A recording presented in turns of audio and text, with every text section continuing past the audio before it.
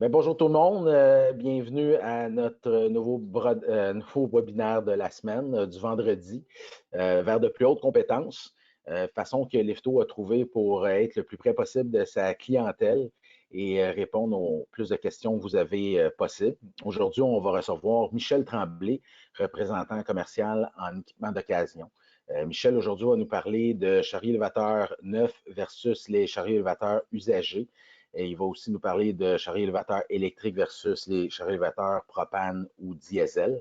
Puis aussi de système Toyota qui est le AMC et le SAS de Toyota.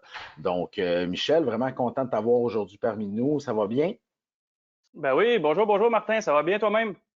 Ben oui, ça va bien. Écoute, on va pas prendre trop de temps. Je vais tout de suite te laisser la parole, puis je reviens à la fin là, pour regarder les questions avec toi. Ouais, En fait, parfait. Merci beaucoup Martin. À tantôt. Donc, bonjour tout le monde. Merci beaucoup d'être venu ici en grand nombre. J'apprécie énormément. C'est mon premier webinaire. Donc, j'espère que vous allez apprécier.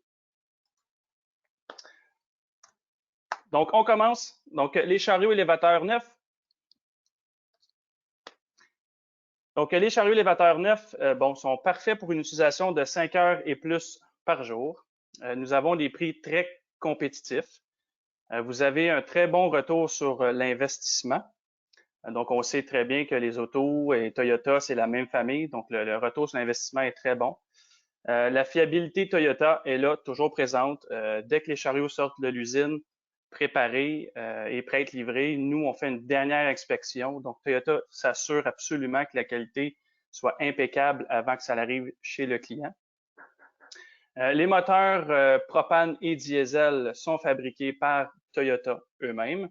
Donc, la qualité est là. Donc, Toyota et les automobiles Toyota sont aussi partenaires. Donc, la qualité est présente. Garantie de Toyota, 12 mois, 2000 heures complet. 36 mois, 6000 heures sur le groupe moto propulseur. Donc, sur le GMP. Donc, tout ce qui est transmission, moteur et tout. Les chariots élévateurs usagés. Donc, les chariots élévateurs usagés sont parfaits pour une utilisation de 4 heures et moins par jour. Les rabais pouvant aller jusqu'à 50% versus un neuf. Vous avez des pneus et des fourches 10% d'usure et moins. Donc, la qualité est là. Vous avez des très, très, très bons pneus à l'achat. Ça vient toujours avec une peinture fraîche. Les tests d'émissions comme les 4 gaz et la maintenance préventive est faite avant d'arriver chez vous. Les chariots électriques viennent avec des batteries 4 heures et plus certifiées. Les chargeurs sont aussi certifiés. Et bien sûr, le tout est garanti. Ça ici, c'est une petite feuille qu'on envoie chez les clients qui sont intéressés par les chariots usagés ou reconditionnés. Donc, si vous voyez à gauche, vous avez des normes de qualité, de fiabilité, de sécurité conformes à celles de Toyota. Donc, nous inspectons et réparons l'assemblage du mât, le système de propulsion, le circuit hydraulique, la colonne de direction et essieu directeur, les freins et pneus et l'état général du chariot. Donc, pourquoi choisir les chariots élévateurs d'occasion certifiés?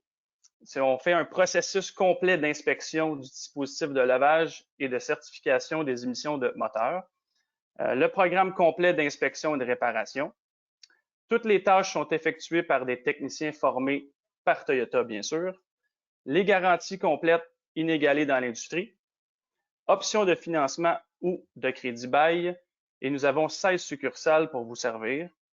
Et on offre aussi des pièces de Toyota d'origine. Qu'est-ce qui est important aussi à savoir à votre gauche où il y a des crochets jaunes, c'est on a une très bonne réputation du concessionnaire, donc qui est Toyota. Donc Toyota et Lifto travaillent de concert. Il y a une vérification de l'état mécanique de la machine avant qu'elle arrive chez vous. Il y a une vérification des exigences en matière de sécurité. Et très, très, très important aussi, et je tiens à le spécifier, vérification du numéro de série et vérification des références. Donc, chez nous, chez Toyota, c'est nous qui réparons nos machines, on les suit. Donc, dès qu'ils naissent chez Toyota, on sait où est allé, qui l'a réparé, dans quelle industrie est allé. Donc, on sait exactement qu'est-ce qui est arrivé avec cette machine-là avant de vous la vendre. Donc, les chariots élévateurs électriques versus les chariots élévateurs au propane. Je prends une gorgée. Donc, la comparaison. Donc, vous avez à gauche un propane intérieur, donc un 5000 livres, et un électrique 5000 livres intérieur. Les prix, c'est approximatif. C'est juste pour vous donner une explication un peu versus le propane versus électrique, les coûts. Donc, le prix d'achat initial, on va parler à environ de 36 000 $ pour un propane et l'électrique, environ 46 000 $. Mais ça vient avec batterie chargeur, bien sûr, donc le kit au complet. Le prix par recharge, donc c'est encore un approximatif, donc environ chaque bonbonne de propane qu'on va installer sur la machine coûte environ 30 $ par recharge. Donc à chaque fois qu'on change une bonbonne ou qu'on la remplit, ça coûte environ 30 $. Les prix peuvent changer dépendamment de votre fournisseur ou la quantité que vous utilisez, mais c'est environ 30 $ par recharge. Pour l'électrique, dépendamment encore aussi de la batterie, de l'ampérage et tout, le coût approximatif pour remplir votre batterie va être environ de 2 $.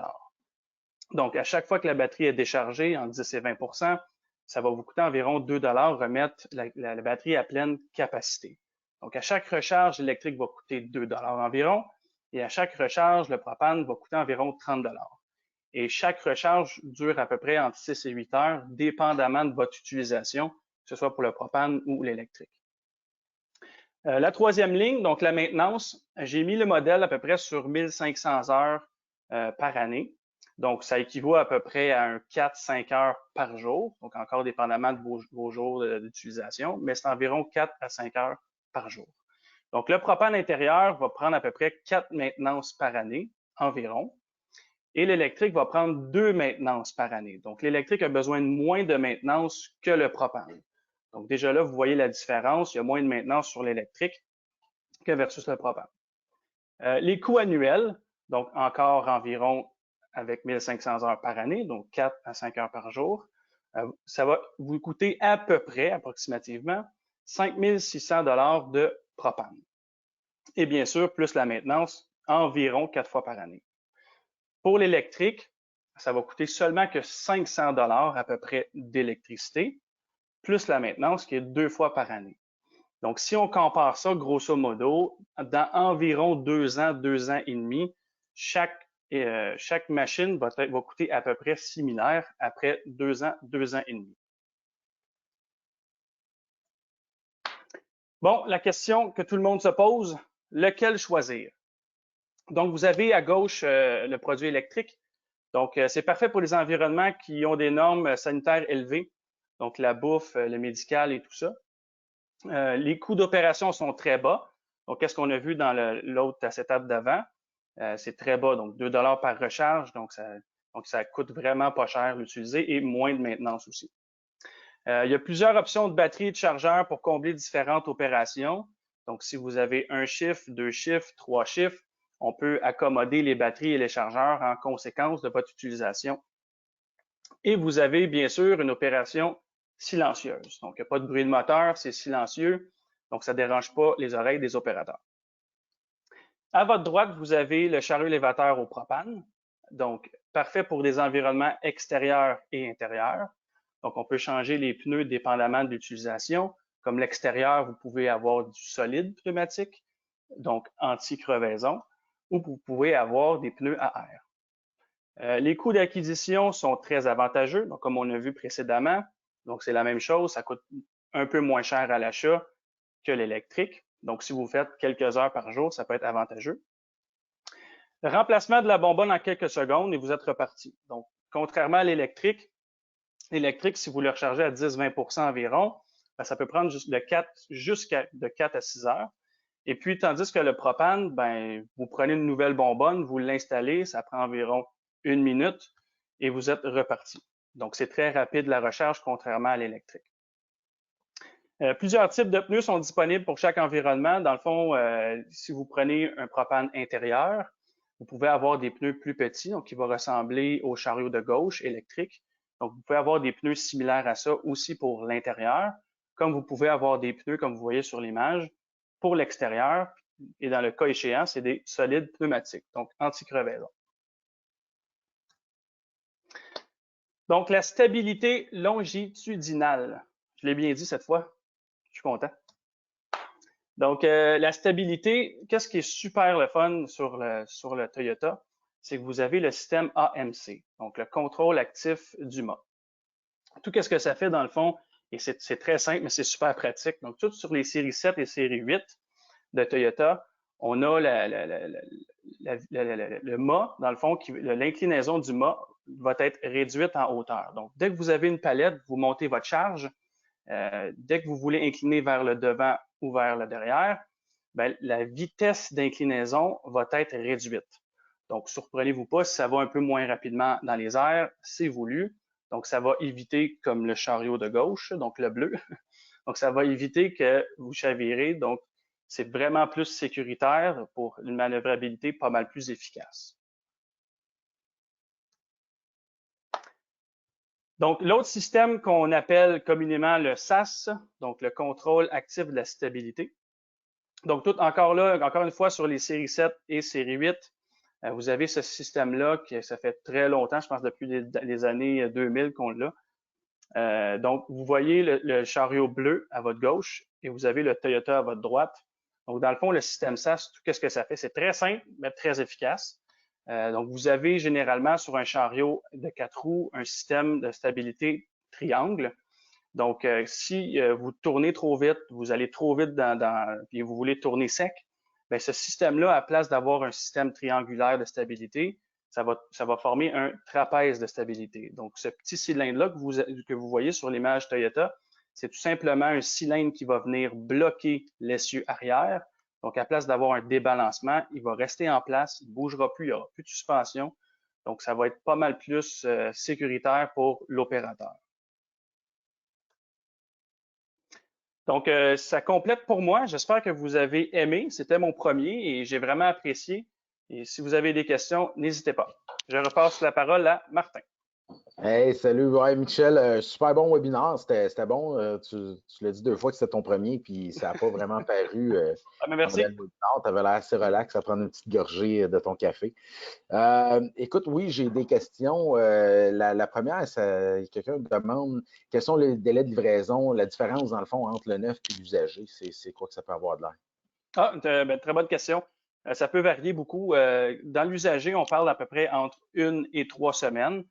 Donc, dépendamment s'il est déjà prêt ou dans quelle place qu'il est. Sinon, pour le neuf, ça peut aussi varier. Je sais que dans le neuf, on achète beaucoup de camions qui sont stock, donc des camions qui sont standards, donc les gros vendeurs. Donc, ça peut prendre à peu près entre 1 semaine si on l'a déjà en stock, jusqu'à 12 semaines s'il faut vraiment le passer à l'usine puis le créer selon vos besoins. Parfait. L'autre question, si nous voulons changer notre flotte de propane diesel pour des électriques, y a-t-il un moyen de calculer le retour en investissement? C'est une très bonne question, ça aussi. Oui, on a un programme dans le fond Toyota. Il y a une série de questions. Combien de camions vous avez? C'est quoi la consommation de propane? Combien de chiffres? Combien d'opérateurs? On a vraiment un programme complet de questions. Puis ça va venir évaluer la consommation de propane que vous avez dans votre entreprise. Puis nous, on peut le transférer en énergie électrique pour voir qu'est-ce que vous avez de besoin et c'est quoi la consommation et comment vous pouvez sauver de consommation avec ce petit programme-là. Puis en même temps, j'imagine, c'est là qu'on peut décider quel genre de chargeur aussi, quel genre de charge ils ont besoin. Si c'est de la standard, opportunité ou fast Oui, charge. exactement. Oui, exactement. Si vous avez Okay. un chiffre, 2 chiffres, 3 chiffres, on peut mettre des batteries faites avec des chargeurs d'opportunité ou fast charge, dépendamment de votre utilisation, oui. L'autre question, c'est est-ce qu'il y a une différence de grosseur entre un électrique et un propane? Oui, il y a une différence de grosseur et de longueur aussi. Si je compare à peu près, je vais faire rapidement, si on compare un 4000 livres propane puis un 4000 livres électrique 4 roues, le 4 roues devrait être environ 10 pouces plus court que le propane. Donc, il va être pas mal moins large quand il va tourner dans les allées. Donc, oui, effectivement, l'électrique va être plus commun. Parfait. Puis, dans le fond, l'autre, c'est est-ce qu'un électrique peut aller à l'extérieur? Oui. Un électrique peut aller à l'extérieur, oui. Je n'ai pas parlé, bonne question. L'électrique peut aussi aller à l'extérieur. Vous avez maintenant des pneumatiques, solides pneumatiques aussi pour aller à l'extérieur. C'est des électriques 80 volts qui sont faites justement étanches pour subvenir aux intempéries du Québec. Mais oui, l'électrique peut aller aussi dehors, effectivement, oui. Donc, c'est ça. Même s'il pleut ou quoi que ce soit, là, le monde n'a pas besoin d'avoir peur d'acheter un Non, électrique comparativement à un propane. Si on achète absolument la pas. bonne machine, on peut l'utiliser à l'extérieur. Bon, Oui, ben puis ça vient, parfait. Écoute, on peut c'était mettre la aussi des dernière. cabines sur l'électrique, oui. Good. Ben, écoute, c'était la dernière question. J'espère que tout le Parfait. monde aimait ça. J'espère qu'on a répondu le mieux possible et le plus possible. Dernière petite chose, je vous remercie beaucoup d'avoir été là. Oui, On a merci. une promotion en ce moment pour les entreprises essentielles sur la location. En fait, je sais qu'il y a beaucoup d'entreprises en ce moment qui ouvrent de plus en plus. Donc, si vous avez besoin d'une location, allez sur www.fr.lifto.com/location et ça va nous faire plaisir de vous servir. Merci beaucoup. Passez une Merci belle beaucoup tout journée. le monde.